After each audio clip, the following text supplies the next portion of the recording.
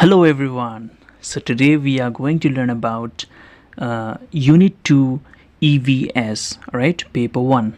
So today we are going to learn Paper 1 Environmental Studies Unit 2, right? So what we have here, so learning objectives of EVS with reference to NCF 2005, right? So learning objectives of EVS with reference to NCF 2005, which means that what are the different types of objectives according to National Curriculum Framework 2005 we will be learning here, right? So in the context of the National Curriculum Framework 2005 in India, environmental studies or EVS is a subject, right? What is EVS? It's a subject which is taught at the primary and upper primary levels. So according to NCF 2005, by EVS we mean that it is a subject which is taught at the primary as well as the upper primary levels, right? So the NCF 2005 provides guidelines and learning objectives for EVS, which aims to foster an understanding of the environment and its interconnections with human life. So here are the key learning objectives of EVS as outlined in the NCF 2005. So it says that the National Curriculum Framework 2005 provides the guidelines, right, and learning objectives for what?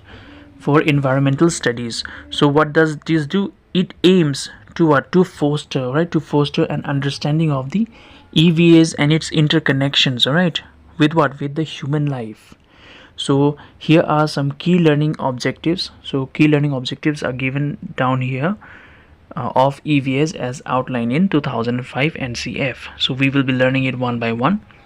So exploring and understanding the environment. So first of all, what do? We explore and understand the environment. The primary goal of EVS is to enable students to explore and understand their immediate surroundings, including natural and human-made environments. It encourages children to observe, question, and learn about the elements of the environment such as plants, animals, water bodies, air, soil, and the local community, right? So what happens here? The primary aim of EVS is to enable the students to make the students mindful to understand their immediate surroundings. See, as I have said in the previous video, is that we ourselves, we live in an environment, right? So when we are living in an environment, it is our duty to know the pros and cons of living in an environment and how to protect our environment from any kinds of man-made as well as natural disasters, right? So there are two types of environment basically, that is natural environment as well as the human made environment, or natural environment as well as the artificial environment. So it encourages children to observe. So what do the children will do? In order to explore and understand the environment, the children will try to observe, right? What are the things going on in the environment? They will question and they will learn about the different elements of the environment, such as they will learn about the plants, what are the importance of the plants, what are the different types of plants found in different area, what are the vegetations, what are the different type of forests. So all these things they will be learning. They will be learning about the different types of animals depending on the location, in what type of vegetation or parks or national parks or biospheres are these animals found, right? Then they will also be learning about water bodies, different type of water bodies, oceans, seas, rivers, ponds, lakes, right? And also they will be learning about the air. So what are the different levels of the air, or what are the different types of air, like carbon dioxide, oxygen, nitrogen, right? And what are the different levels they form, like troposphere, stratosphere, mesosphere, thermosphere, ionosphere, right? So these are the different layers of the atmosphere in which a different type of airs are found. And they will be learning about different type of soils, that is alluvial soil, black soil, loamy soil, etc., right? And also they will learn about the local community, who are living in it, who are residing in an environment, and how are they interconnected with one another, what are the different type of cultures they practice, what are the different type of social events they organize or they take part in, and what are the do's and don'ts in the society, what are the ethical values they practice, what are the cultural identities they carry. So all these things will be like made understood to the students or the children who are made to study environmental studies in their primary as well as upper primary level, right? Now let us see the next one, that is interdisciplinary approach. So what do we mean by interdisciplinary approach? So EVA's in National Curriculum Framework promotes an interdisciplinary approach, integrating concepts from science, social studies, and other related fields. By doing so, students can develop a holistic understanding of the environment, considering ecological, social, and cultural aspects. So these also we have already discussed in our previous video, that interdisciplinary approach is followed or practiced, which means that we could integrate one subject with the other. We cannot learn EVAs in isolation. In order to learn EVAs, what we have to do is that even if you are a student of science or arts or commerce, EVS has to be learned, right? We have to learn EVS. So as I was saying yesterday, is that even in a degree level, that is when we are doing BSc or BA or BCom, we are meant to study EVS as one of the subjects, because it is very crucial for us to understand about the environment, about the nature, right? So and it is interrelated. In social science also you find in topics about environment. In science also you find topics about environments, right? By doing so, what happens, we can develop a holistic understanding of the environment, right, considering ecological factors, social factors, and cultural aspect. All right, sensitivity towards nature. So by doing so, by studying EVS, what do? We develop the sense of understanding the nature. So the curriculum aims to inculcate a sense of appreciation and sensitivity towards nature and its conservation. So it encourages children to develop a positive attitude towards environment and its protection.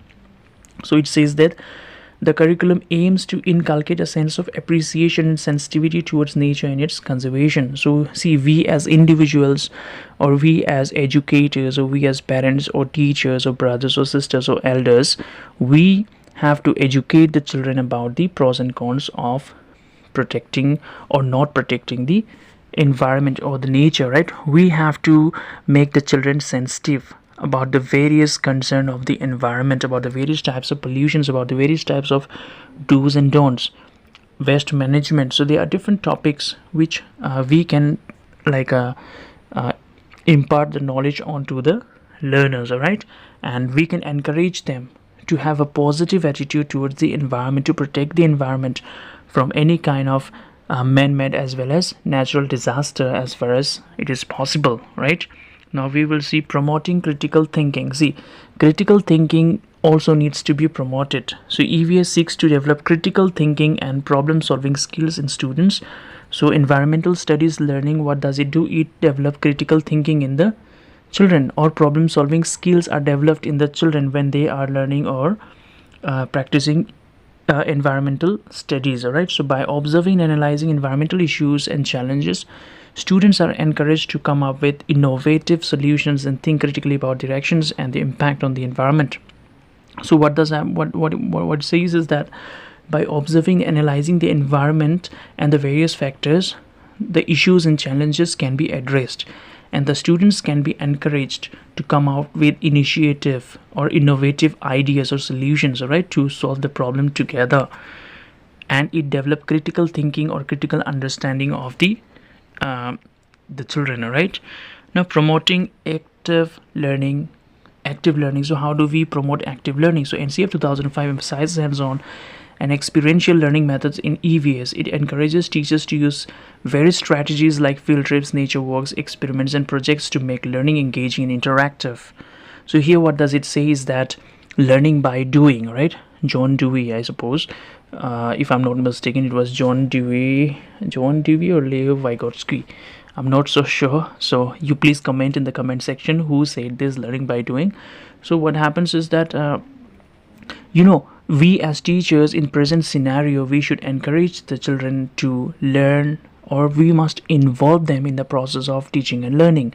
Why? Because once they are involved in the group, or once they are made part of the teaching learning process, they enjoy the learning, they understand the concepts better, and they never forget whatever is being discussed or taught, because this is not that the students are learning in isolation. It is that they are also involved in the process of teaching and learning, and this type of approach is called a learner-centered approach. It is not the primitive method in which the learning used to be teacher-centered. However, in the present scenario, we as teachers and educators, we practice as much as possible to make our learning a learner-centered learning, right? How do we do that? We do it by allowing the children to participate, right? In whatever way they can participate. We must encourage group activities, group discussions. We should ask questions, or we should involve directly or indirectly, we should involve the children in the process of teaching and learning. And in order to do that, what are the different ways in which we can do is that we can take up the children for field trips. So when we are taking out the children for field trips, nature works, what do? They observe different things, they experience different things, they see different type of plants, they see different type of animals, their interrelation between them, they see the different type of vegetations. So in this way they can like experience it for themselves. So not only the bookish knowledge, but the practical knowledge or the practical experience is also very important. Now we can do, we are lucky as science students. What do we do? Or mathematics students, and or even social science, what do we do? In school level itself, we have different type of experiments which we can perform and make our studies or teaching learning process more effective, right? We can make use of teaching aids, then we can make use of experiments, we can make use of assignments, projects, all right? Why? So that it keeps the learner more engaging and more active, right? Now we have local to global perspective. So EVS helps students understand the interconnections between their local environment and the broader global context. It encourages them to recognize the impact of global environmental issues on their local surrounding and vice versa. So as I was saying that in the previous video, that our environment starts from the home in which we are living till the globe, the entire globe, right? Entire earth. So like we need to educate the learners about the local environment as well as the global environment. Why we have to do that? So that they can connect the local environment with the global environment, so that it can encourage the learner to recognize the impact of global environment on their local environment and the impact of their local environment on the global environment, right? Now cultural and ethical values. The cultural aim to integrate cultural and ethical values related to environment. It encourages students to understand the significance of conservation practices embedded into various cultures and traditions. See, we being in Meghalaya, we are very lucky, right? Because we have different cultures, we have different ethical values, and we have different traditions, right? So we are surrounded with so many cultures, and we are very lucky that we can preserve our culture, right, throughout the state. So we are very lucky. The Khazis, the Garos, the Jaintias, we all have our own cultures, right? And we are lucky enough to preserve it till date, right? We are lucky enough to preserve it till date. We have our own different type of dances, right? So dances, and there are the dress or the like attire which we the indigenous people wear, right? So we have our own different cultures, own cultural traditional dresses, right? So all these we are lucky to have preserved this, right? And we hope that we will be able to preserve this, and even our future generation can witness what we have witnessed, all right? So, and that's why it is very important to protect our cultures, to protect our values, to protect our traditions, right? So we as matrilineal society are also lucky that our language is also given importance, right? The mother tongue is also given importance, I mean. So here we have the next one, that inclusive and gender sensitive education. So environmental studies under NCF 2005 aims to provide inclusive education, all right, by ensuring that environmental knowledge is accessible to all children regardless of their background. So according to EVS 2005, it aims to provide inclusive education to all the children who comes from different kind of backgrounds, like different social backgrounds, cultural backgrounds, different communities, right? So different financial backgrounds. So all these children should be provided equal opportunities according to EVS according to National Curriculum Framework 2005, right, irrespective of the background they are coming from. So it also encourages a gender sensitive approach to understand and address environmental issues.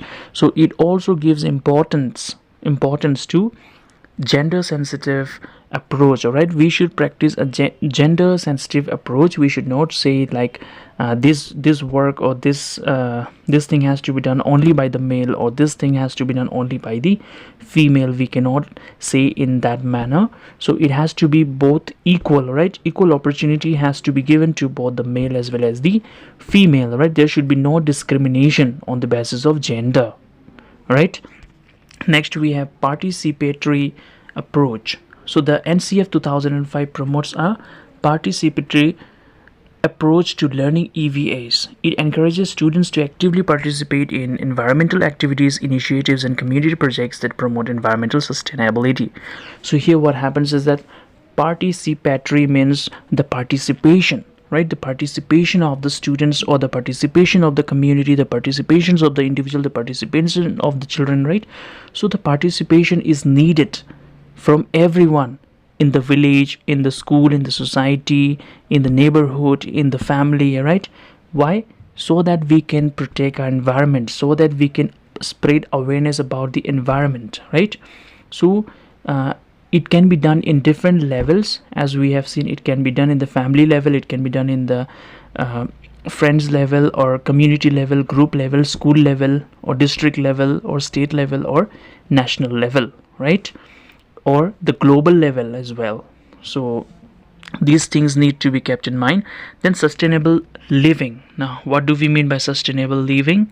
One of the primary objectives of EVS is to promote the idea of sustainable living. Students are encouraged to understand the concept of sustainability and how the actions can contribute to a more sustainable future. Overall, the learning objective of EVS under NCF 2005 go beyond just theoretical knowledge. The focus is on building a strong foundation of different literacy, instilling a sense of responsibility towards nature, and nurturing future citizens who can contribute positively to the well-being of the planet. All right. See, whatever the resources we have in the present scenario does not mean we have to use it at once and finish it off and leave nothing for our future generation, right? So we have to be very, very practical. We have to be very, very sustainable in our thoughts, so that we can use whatever or how much is needed for our present, for the survival of us in our present scenario. But also we should not forget that even the future generation needs the same type of resources which we are enjoying today. So that's why we have to use the resources judiciously, right? And different type of resources are there: renewable resources, non-renewable resources, conventional resources, non-conventional resources, right? So accordingly we have to use, since we care about our future, since we care about our future generation, right? And we believe that the future generation will go on and on. That's why what we have to do is that we have to adapt sustainable thinking, and we need to do that not only theoretically, but we have to do it practically as well, right?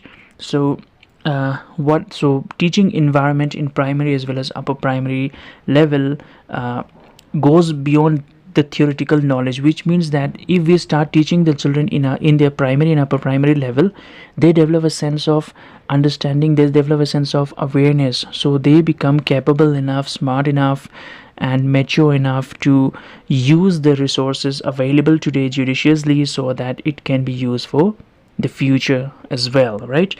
And the teaching and learning of EVAs makes the students or the children or the society or the community a very responsible one, literate one, and they know how to take care of the nature and how to nurture the nature so that it can benefit our future generation without causing a threat to the future generation or bringing the future generation to extinction.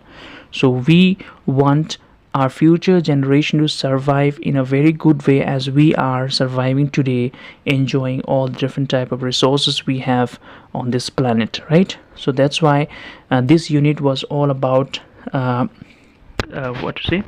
this unit was all about learning objectives, all right, of the EVS with reference to, especially referred to National Curriculum Framework 2005. So I hope I was able to make you understand with this little explanation about the unit 2 heading, that is learning objectives of EVS with reference to NCF 2005. So friends, I would apart from this, I would like to ask you all to join our not Insta, that is, as of now it is Telegram group. So I would like you to join the Telegram group. I am giving the link in the comment section, and here also in this video itself I will be providing that Telegram link. So kindly join the group.